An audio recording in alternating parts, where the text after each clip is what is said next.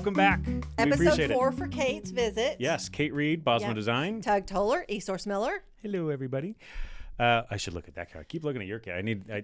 My camera's the best camera. Well, yeah, because it's me. It's focused on, which I think we can all agree. Anything that's focused on Kate, Kate's a big fan. Kate's a very big fan of Kate's that. a very big fan if you're focused on Kate. Let's get more Tug. Yeah, more of this. This is what this. All right. Hi. How are you guys doing?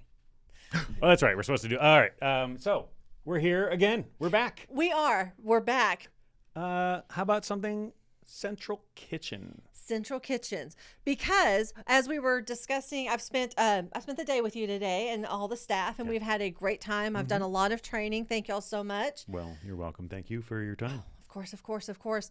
But we were talking trends, and one of the trends that actually I'm learning a lot about now, because I wasn't involved on this side when it was first popular, central kitchens. Yeah, because there was a time where, especially anything big, right? Like big school districts, even big hospital chains would have something like that. And they started to go away from it more and more. And it was really because of the transport wasn't a great. Yes. They didn't have that down really well. Yes. That's really what it was, right? So what is a central kitchen? Let's just kind of hit that. Yeah, so central kitchen, also kind of known as a commissary a lot of times, is going to be a larger kitchen space where you've got larger cooking equipment and you do a lot of the bulk prep. So you're going to save money in food because you can buy in bulk. It's going to be cheaper, just like your bulk warehouses residentially. You can buy in bulk, and a lot of, especially like with the government cheeses and stuff, already come set up for bulk. I haven't heard that since the 90s. I know. That was such a big thing. It was the government cheeses. Yeah, in Living Color, they had government cheese. Like every episode pretty much had a government cheese joke. Oh Sorry, my I gosh. digress. Go ahead. That's fun. Again, everything old comes around new again. It's right. So, but you can do with the bulk cooking, the bulk prep, and by doing it all in bulk and at the same time, it's a cost savings for time, FTEs, and materials. Yeah, say we're doing a central kitchen and it's going out to 8 satellite locations, right? Instead of buying 8 smaller kettles or 8 smaller braising pans, right? You have 4 larger ones or 3 larger ones, right? Whatever it might be. So you're not just saving on just those things. You're also saving potentially on, because a combi that is a roll-in combi isn't double the price as a 6-pan combi or a 10-pan combi, right? And this is a 20-pan combi. So there's that savings as well, let alone the labor of it, right? Because now we have these people here, and then once it gets out to those satellites, all we're really doing is retherming, maybe, or we're even just transporting it hot, right? Yeah. There's times that I've seen that as well. Usually universities will kind of do that where they'll transport it hot. Yeah. So it really can save. I hit the mic this time. Were we running it? We need. Oh, is that 3 minutes? Did I win? I think you win. I win. I think you win. Hi. Winner. If you don't know what we're talking about, please watch our previous episodes. And the one before that, yes. So within that central kitchen, it's something that it went away for the most part. I mean, it didn't go away, right? But they even the ones that I think back to some of the really big projects in our area that had that. A lot of times they'll say, "Hey, we're going to do 40 schools out of this central kitchen, right? And we're gonna." And then they get to budget time, and they're like, "We're going to do 8 schools out of the central kitchen," and so. There's times that it really kind of got pared down, and it's one of those that it tends to just get kind of budgeted out, really, right? Where they're like, oh, now we don't want to do it, or like, oh, we think it's too expensive because they don't really think through it or do it properly. That is really true. And actually, one school district that we have in the DFW area, they had a central kitchen that has not been used in like 10 years. And so we've gone in and went, okay. Why aren't we using this? I know. We're like, so what would, and they were like, well, what would we do just to bring this back up to speed? And we're like, replace all your gaskets. Yeah. And so, because at that time, that long, the gasket. But it was looking at the walk-ins that they had, the compressors that they had. Oh, bless the school district's heart. They put a new roof on the building and just tossed the compressors for the walk-ins. So we have walk-in boxes, but nothing to cool them. So. Yeah, I mean, you don't need that. No. Yeah. Clearly, they didn't need just that. Get somebody to wave a fan. Yeah. Here you go. So that was one that school district has decided that they want to reactivate their central kitchen. Yeah. Which is great. So we're doing that. And then there's always the large school districts who will have the commissary style. Yep. And they're still using them. And again, it fluctuates where it's a big usage and it's not. But we did one a couple of years ago for a casino in another state where they had a big banquet hall. But they decided that instead of just a banquet kitchen, they were doing the commissary kitchen. And so as long as we were building this banquet hall, let's do our commissary kitchen to then support the casino restaurants. And so it gave them a lot more flexibility, not just in banquet space, but now they've got that one space to feed a lot of their other on-site. Yeah. So if you're starting to see this trend come back, right? You're having to deal with this more. What are some of the pieces that would be in there, right? So we're talking. Obviously, we need some larger prep area because so having larger prep, we need to have a larger walk-in because we got to hold the larger amount of food with that. So many right? walk-ins, yeah. And then when we start talking about cooking, we obviously have larger and larger. I mean, they make, which they don't usually sell these as like a catalog piece, but they make kettles that are 200 gallons, 300 gallons. I mean, they make enormous kettles. They do. I think that 120 is what we kind of stick with, which is massive, but not overwhelming. It's a big hot tub party. Ooh, man, that's a video that is going to go viral. You've seen that? Yeah. What was it? I won't say the name, but the employee got in the 3-compartment sink. Yes. Yeah, that's what's going to happen with that tilt kettle. Yeah. And there's lots of those videos of that. Okay. And it's one of those of like, I've said, because we used to represent that line, it's the employee's last day, whether they meant it to be or not. It's usually the employee's last day when they do that, but there's a lot of videos if you go ahead and search for, because it's really at so many different fast foods because people. Let's not search. You don't want to know. Yeah, you don't want to know. It's gross. But one of the things that's coming back along with the central kitchens is more scratch cooking, because that did go away for a long time. And so with the resurgence of more scratch cooking and the central kitchen, blast chillers are having a revival. Yep. And I'm a huge fan of blast chillers. Yes. Which I think you would agree. You being on the front side and me being kind of on the back side of it, tend to be the thing that gets cut first when budgets come around. It's so the thing that gets cut first. Because I always think like, I don't have leftovers, so we're fine. We don't need a blast chiller. Like, that's not the right use for a blast chiller. No, it's not. You can use it. It is great. Absolutely. Especially in spaces that do a la carte. If you make lasagna and you have a whole sheet pan left, man, slice that sucker up, blast chill it, save it for your a la carte. And it extends the life of it. It actually makes it a better product. I had that proven to me once where I was working with a chef and we were doing some tenderloin. Oh. And we did, and he was like, no, if you blast chill it down, it actually stabilizes the molecules of water within that steak, and so it's not going to leach as much when we're cutting it. And I was like, that's no way. He's like, we'll do it. So we did where we cooked, and we did sous vide both ways, and then we did fire. So we cooked it, chilled it down, rethermed it, and did one fresh and cut them side by side. And absolutely, like the one that was fresh, and we let it sit, and you let it it absolutely gave off more of its juices. And I was like, yeah, it just must not have as much. He's like, no. I was like, well, then you must be pushing down on it. He goes, you slice it. Like it absolutely, they've proven that it stabilizes that.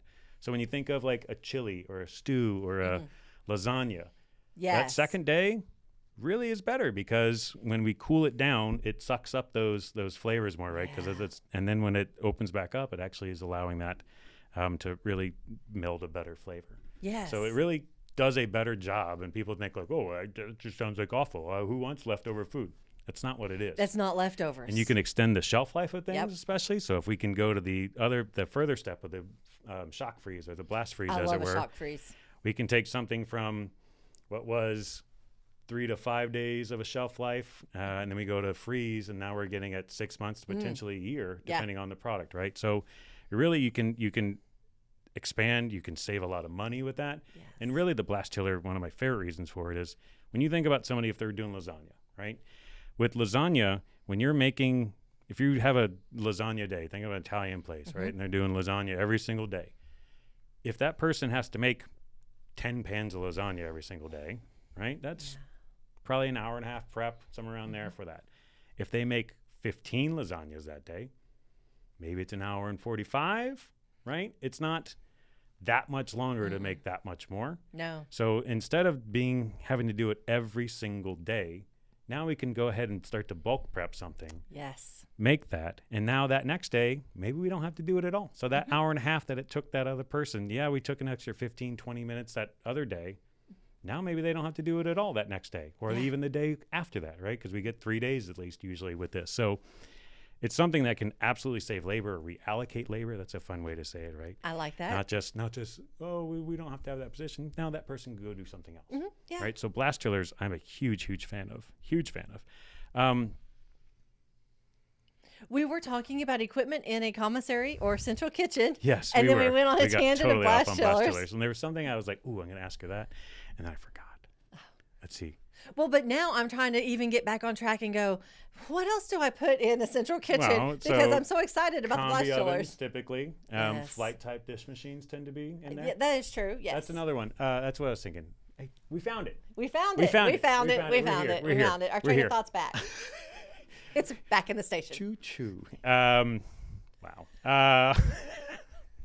Sorry. So, it's a great way to. You were talking about Scratch. Yes. That's where. So with Scratch, one of the really hard and difficult things with Scratch, we kind of said even in our last video, the base knowledge of people coming in is the lowest it's been. Yeah. So if we want to do Scratch, it's really hard. That's why a lot of schools went away from Scratch. That's why a lot of chains go away from Scratch. Yeah. Because it's just really like if we're trying to have a consistent product, Yes. the easiest way to have a consistent product is have it sent to you frozen or have it sent to you in a Prepackaged. bag, have it sent to you in a can, whatever that is. Going to a central kitchen doesn't mean, especially when you have lots of locations, you don't have to have 40 really good kitchens that can do it. We don't have to have 50. We don't have to have 10.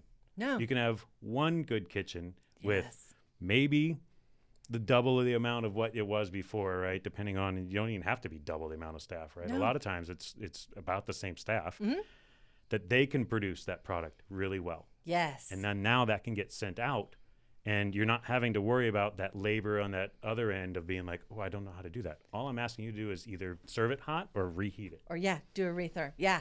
And that is one of the nice things about if you do a central kitchen is we can bring back some of that scratch cooking from fresh. And a lot of the even farm to table works really well with that because you can hit some of that fresh stuff and it will stay fresh longer. So no, it's been fun. It's neat to see something come back around. And again, it's a little bit newer to me because I was not that heavily involved with it last time. And so I get to watch this process and go, okay, well, that's kind of cool. And it seems scary at first, right? Like, remember the first time I went into one of the really large facilities, I haven't even been drinking it, really large facilities. That vocal warm-up didn't work. It did not do anything Didn't for work. us either. Pestilential. I was like, holy cow, this thing's huge. I mean, like that walk-in is the size of a warehouse. Oh, yeah. Right? Oh, and sometimes Like, it literally is a warehouse. Yeah. Yeah. Like they use forklifts in them at times, right? It's crazy depending on which type, right?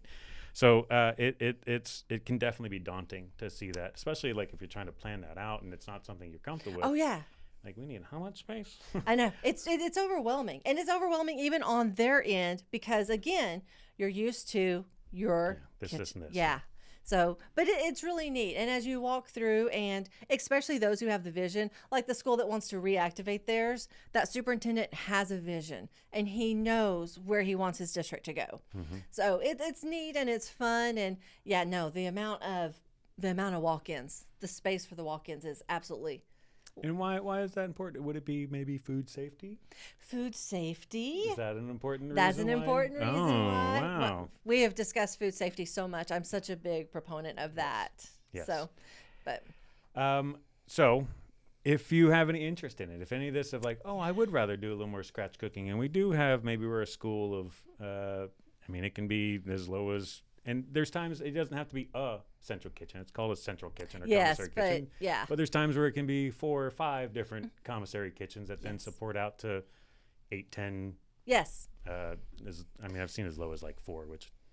Yes, and you can do like a smaller central kitchen that will support clusters of schools or different areas or restaurants and stuff like that. It can be any size. Yeah. So if that sounds like, hey, I would like to do that, I know someone that can help you. Right? And I'm pretty okay at the training. I'm okay at that Yes. training. I mean, Yeah. I'm I'll at least. send Tug out there, and he'll get inside your tilt skillet, show you what bath products to just It'll be my last day, just like we talked about. whether he knows it or not. No, I'm just teasing. But yeah, so yes, please reach out if you've got any questions. And if you don't even have to reach out to a consultant, a lot of the reps are so focused on the equipment. So I'll tell you, I'm not designing any central kitchen. I can tell you about a lot of things that we should look at, but I'm going to absolutely hand that right off.